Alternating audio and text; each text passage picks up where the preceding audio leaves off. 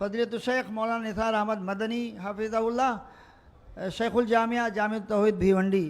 میں ادب کے ساتھ دعوت دیتا ہوں شیخ مولانا نثار احمد مدنی حافظہ اللہ.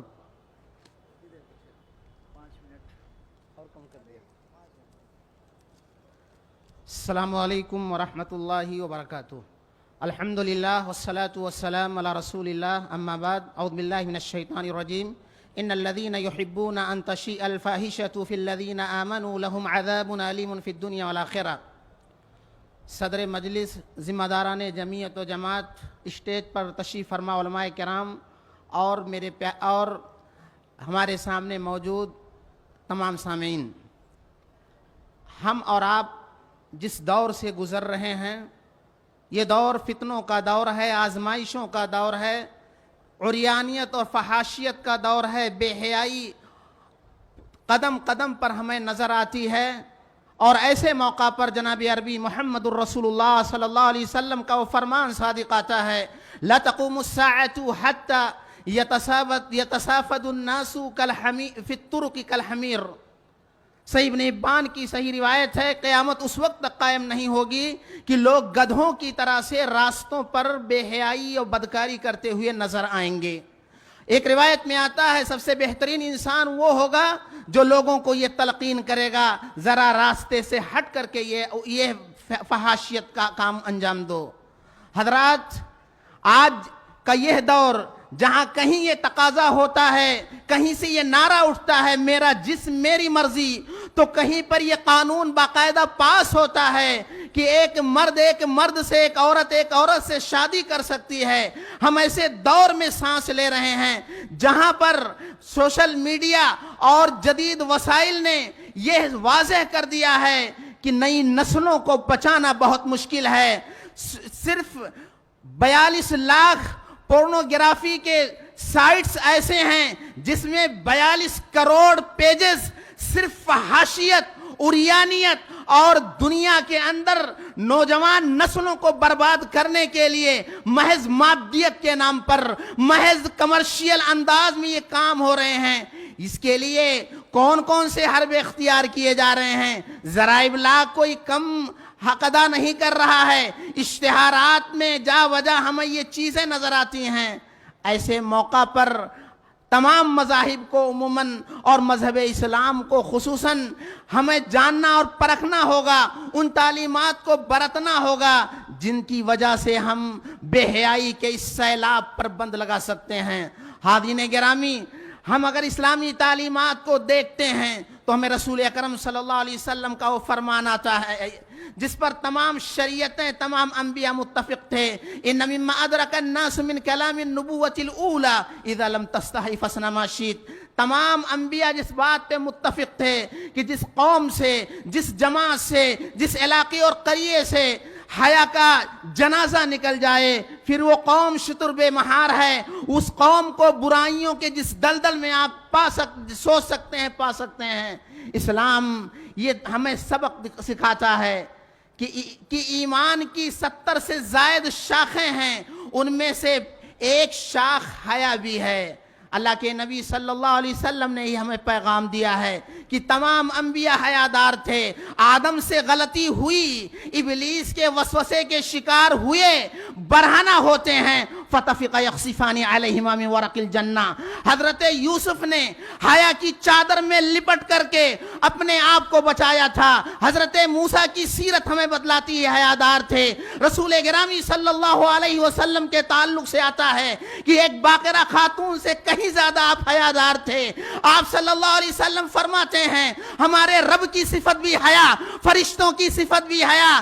اور عثمان غنی کے بارے میں تو آپ نے فرمایا تھا آپ بیٹھے ہیں، ابو بکر کی آمد ہوتی ہے، سیدنا عمر کی آمد ہوتی ہے، اپنی حالت پہ ہوتے ہیں. جب حضرت عثمان آتے ہیں تو کہتے ہیں میں ان سے شرم کیوں نہ کھاؤں جن سے فرشتے شرم کھاتے ہیں. معلوم یہ ہوا کہ شرم و حیا کی چادر میں لمٹنا، شرم و حیا کی صفت سے متصف ہونا اور شرم و حیا جو ایمان کی شاخ ہے، دلوں کو पाकीज़ा रखना और उससे मुत्तसिफ होना हया बेहयाई के रास्ते में सबसे बड़ी ताकत है। नबी कायनात सल्लल्लाहु अलैहि वसल्लम ने फरमाया था, इन्न फिल जसद मुज़ग़ा इज़ा सलुहा सलुहल जसद कुल्लु व इज़ा फसदत फसदल जसद कुल्लु अला वहियल क़ल्ब। दिल के जिस्म के अंदर एक लोथड़ा है दिल की शक्ल में, जिसने उसे पाक कर लिया, बेहयाई के रास्ते से बचा लिया, रब्बे काबा की कसम वो घर के अंदर भी होगा पाक होगा, मार्केट में होगा पाक होगा, उसे रब का भी खौफ होगा, फरिश्तों के का भी खौफ होगा जो लिख रहे हैं, इंसानों का भी खौफ होगा, खुद अपने आप को जिल्लत से बचाने का भी खौफ होगा। इस्लामी शरीयत ये बतलाती है कि इंसान इस दुनिया में इंफॉर्मेशन हासिल करने के लिए 5 वसाइल रब ने रखे हैं। वो सूंघ कर जानता है, देख कर जानता है, छू कर जानता है, चख कर जानता है, और इसी तरह से इंसान इन 5 रास्तों से जानता है। मज़हब इस्लाम ने इन 5 पे पहरे लगाए। अल्लाह फरमाता है मोमिनों को, मर्दों और औरतों को मुखातब करते हुए कि निगाह जो इब्लीस के तीरों में से सबसे खतरनाक तीर है, मोमिनों को अलग और मोमिन औरतों को अलग कहा कि अपनी निगाहों को नीची करो। इसी तरह से अल्लाह के नबी सल्लल्लाहु अलैहि वसल्लम ने कहा कि नाक से भी बचना है, नाक का काम सूंघना है। जो औरत खुशबू लगा कर निकलती है वो ऐसी जानिया है। कान से भी, कान को भी पर पाबंदी लगाई। अल्लाह ताला ने फरमाया वला यदरिबना बिअरजुलिहिन्ना लियुलमा युखफीना मिन ज़ीनतिहिन्ना। इसी तरह से जुबान पर भी पहरा लगाया, या निसा अन्नबी लस्तुन्ना का अहद मिनन निसा इन इत्तक़ैतुन्ना फला तख़ज़ाना बिलक़ौल फ़यतमा अल्लज़ी फ़ी क़ल्बिही मरज़ व क़ुलना क़ौलन मारूफ़ा। छूकर इंसान मालूमात हासिल करता है। अल्लाह के नबी सल्लल्लाहु अलैहि वसल्लम ने फरमाया ला युतआना फी रासि अहदिकुम बिमिख़यतिन मिन हदीद खैरुल लहु मिन अन यमस्सा इम्रातन ला यहिल्लु लहु। तुम्हारे सर पर लोहे की नकील और कील लगा दी जाए, ये बेहतर है कि तुम किसी गैर महरम को छुओ। आज मुसाफा किया जाता है, आज ऑफिसों में क्या होता है, पार्कों में क्या होता है, नाइट क्लबों में क्या होता है, अय्याशी और फहाशी का बाजार किस कदर गर्म है। सिर्फ मुलाजमत के नाम पे, मखलूत तालीम के नाम पे, मुख्तलिफ नामों पे जो बाजार गम है, जरा इसे गौर कीजिए। नबी उम्मत का रूहानी बाप है, लेकिन नबी कहता है अना ला उसाफिहुन निसा, मैं औरतों से मुसाफा नहीं करता। मजहब इस्लाम हमें यह सिखाता है कि इख्तिलात से बचो।